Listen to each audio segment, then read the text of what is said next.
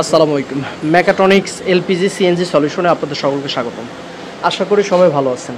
এটা X Corolla 2004 মডেলের একটা গাড়ি, যে গাড়িটা আজকে আমরা সিএনজি এক্সচেঞ্জ দিয়ে এলপিজি সিকুয়েন্সিয়াল কনভার্সন করে দিচ্ছি।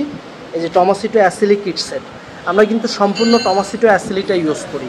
ইনজেক্টর রেল থেকে, ম্যাপ সেন্সর থেকে, ফিল্টার থেকে, রেডিওসর কিট, আর এই যে এখানে ইসিওটা আমরা ইনস্টল করেছি। আমরা আজকে এক্স করোলা এবং এই পাশে আছে এক্স ফিল্ডার, যেটা যে দুইটা গাড়িতে সিএনজি করা ছিল, সিএনজি এক্সচেঞ্জ দিয়ে আমরা এলপিজি কনভার্সন করে দিচ্ছি। এই যে আমরা পিসে যে 60 লিটার ক্যাপসুল সিলিন্ডারটা লাগিয়েছি এক্স ফিল্ডারে, এই যে আপনারা দেখতে পাচ্ছেন এক্স ফিল্ডার, এই যে 60 লিটার ক্যাপসুল সিলিন্ডার। আর আমরা এলপিজি নেওয়ার ব্যবস্থা করে দিয়েছি এই যে এখানে ফ্লেক্সিবল পাইপের মাধ্যমে।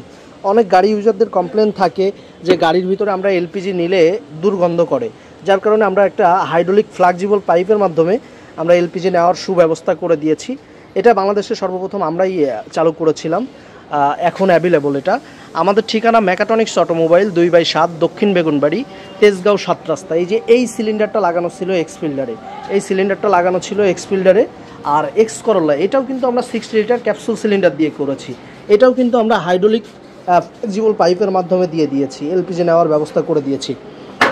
আর এই যে এখানে এই সিলিন্ডারটা লাগানো ছিল, দুইটাই আমরা সিএনজি এক্সচেঞ্জ দিয়ে এলপিজি সিকুয়েন্সিয়াল কনভার্সন করে দিচ্ছি। যারা চিন্তা করতেছেন যে আপনার প্রিয় গাড়িকে এলপিজি করবেন, সিএনজি করবেন, কোথা থেকে করবেন, কেন করবেন, এই সংক্রান্ত বিষয়ে যদি কোনো জানার ইচ্ছা থাকে, আমাদের যে কোনো প্রতিনিধির সাথে আপনারা যোগাযোগ করতে পারেন এবং মেকাট্রনিক্স অটোমোবাইল একটা প্রপার সলিউশন দেওয়ার চেষ্টা করবে ইনশাল্লাহ।